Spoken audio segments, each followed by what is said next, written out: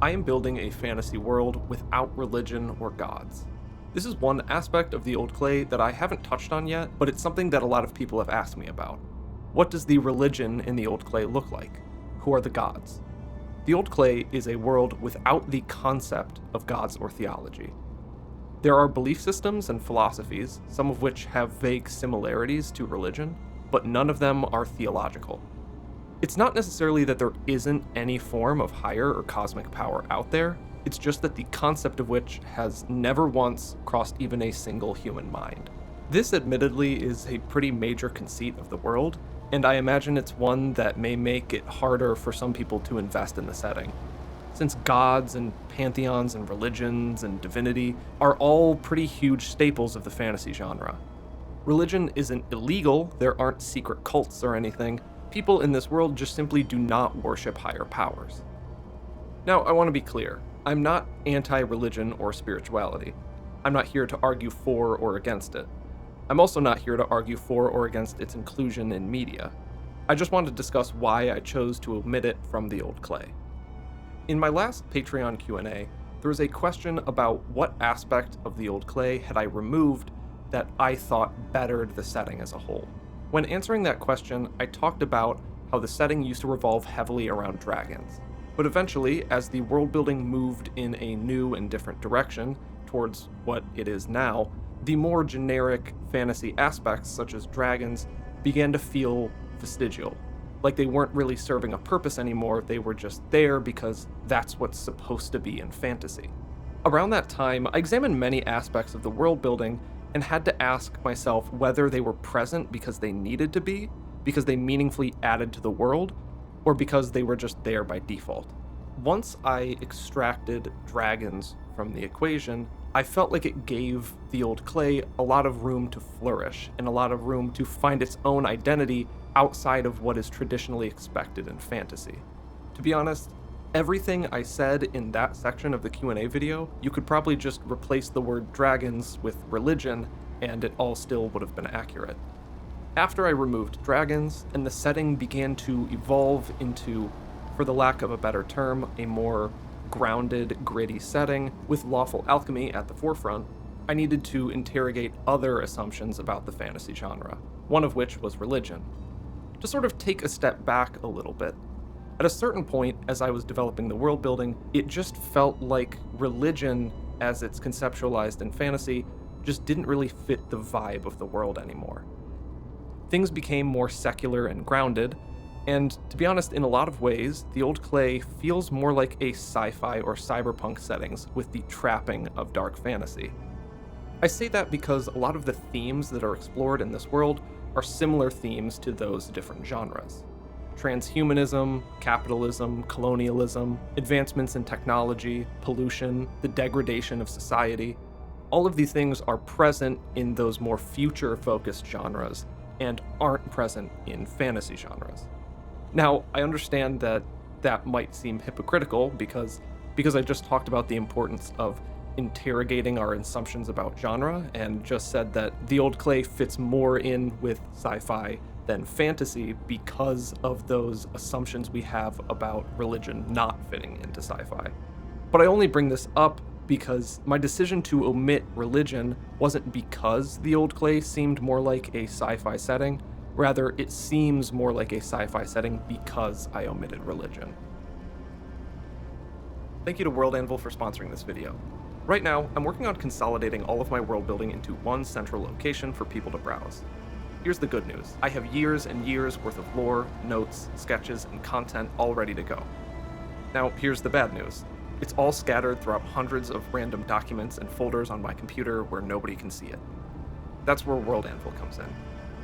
I've tried a number of wiki sites, but World Anvil has been by far my favorite. It's super easy to use and it gives you everything you need all in one place. You can create interactive maps, timelines, family trees, lore articles, all that automatically link together. It's designed to make your world feel real and alive, and make sharing it with others genuinely fun. Whether you're a game master, writer, or artist, if you've got a universe in your head and want to turn it into something real that other people can actually explore, this is it. Start world building at worldanvil.com. And remember to use the code TOC at checkout to save 51% on a yearly membership. Interestingly enough, lawful alchemy, the main magic system in my universe, is itself a sort of pseudo-religious organization. It's a stand-in for what usually, in fantasy settings, is religious zealotry. I felt that the over-reliance on religion as a scapegoat for fanaticism was sort of missing the larger point of that critique. While I personally don't have the best relationship with institutionalized religion, particularly Catholicism, which is often a subject of much critique in the media, I sometimes find the over-reliance on religion bad to be sort of tiresome. Don't get me wrong, some of my favorite media is critical of the less than savory parts of Christianity. I think of Bloodborne, I think of Blasphemous, I think of pretty much every mainstream horror movie made in the last 30 years. And in my opinion, there is plenty about it that should be examined and criticized. I have nothing against that, it's just that it's not what I personally wanted to do. As I age, I realize that my problem isn't with religion or spirituality, my problem is with dogmatic thinking. It's with zealotry and close-mindedness. Those are not exclusive to religion, therefore it felt sort of disingenuous to include religion in my setting as a scapegoat. And at this point in my life, I'm not really interested in commenting directly, positively or negatively, on religion. I am, however, interested in commenting on humanity, on capitalistic industry, on pollution, on colonialism. That's why those things are included in the setting, and that's why religion isn't. That's actually where the lawful part of lawful alchemy came in. I wanted to create a zealous system without worship or sanctity. There's no reverence in lawful alchemy. In fact, I wanted the exact opposite. They operate with a certain level of disrespect to their craft. I want to read a little excerpt from a piece of fiction I was writing a while ago. This is a series of letters between Albert the Black and a curator from the Vault of Great Humanity, a massive archival library in a faraway land known as Calgoran.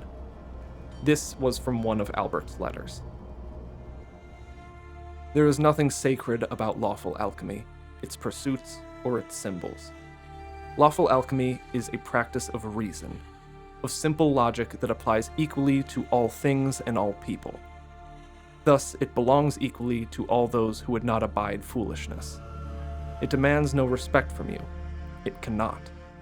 Respect given is respect wasted. These are not rituals, as you would call them.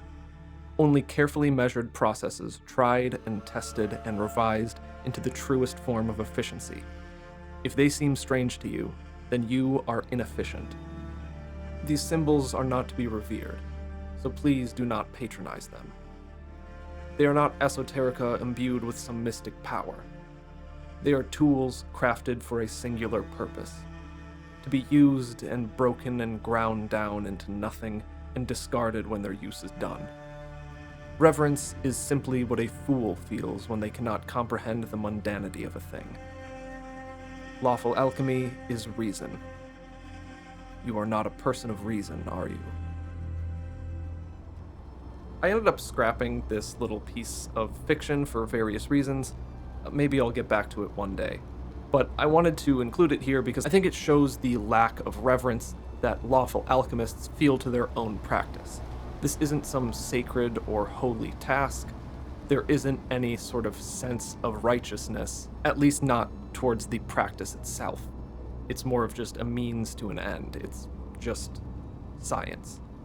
This is a group of people who are destroying themselves and the world around them, not because a higher power wants them to, not because they think a higher power wants them to, but because they want to. They want it for themselves. There's no one else to blame, there's nothing muddying the ethical waters. There are no outside entities or forces making humanity better or making them worse. It's just us. That's it. I think good world building should include whatever enhances the primary themes. We shouldn't take anything for granted or include anything by default. Every aspect of the world, every trope, everything should be interrogated to see what value it is providing to the fictional world and what messages it's sending to the real world. Failing to do so is how we unintentionally perpetuate stereotypes or promote antiquated ways of thinking. We can't be expected to fix every problem, we can't even be expected to see every problem, but we should at least try. Maybe that's a little bit off topic for this video, but this is a huge part of my mindset when I'm making decisions about the world. Nothing I make is perfect, and I probably don't successfully execute on any or all of the points laid out in this video. My decision to exclude religion from the world isn't foolproof, and it probably doesn't all work the way I think it does or the way that I want it to. And this is all in no way an argument that fantasy worlds shouldn't include religion, or that somehow my exclusion of religion from my world makes it better than any other. I just simply wanted to explain my reasoning on why I chose to exclude this major aspect that is present in most similar worlds. At the end of the day, it's just something that I quite like about my world. It's something that I find interesting, and if we strip everything else away, that's what's important. That it's interesting. Thank you all very much for watching. I know this video was probably a little bit more rambly and tangential than my other videos, but hopefully my point came across well enough.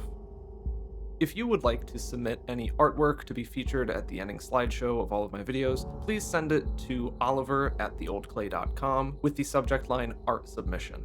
All forms of creativity are welcome. As always, I would like to thank my patrons for supporting me. Thank you to my Alchemist tier members, Aurora Sky, Slicksick, Viridian Seas, Butterscotch08, Josh Hall, Karishma, Ethan Nolmeyer, The Great Gowan, Jack McDonald, The Salinist, Asmieth, Zelades, Noah James, Crepuscular M, Ivan, Sam Gilson, Jumbletuff, Narcisse N, Mighty Pie, Adrian Slavchev, Abubziel, Solon Hellas, Jay, and Jared Carlson. And of course, a special thank you to all the judges of the court. Lemnius, Artorius, Salt Heretic of the Vedic College, Hayden Lee Tubbs, Reaching Beyond, Raga Raja, Relic, Justin Arndt, Acid Head Prophet, Zephyr, and my parents. Thank you, everybody. Whew, there are a lot of you now.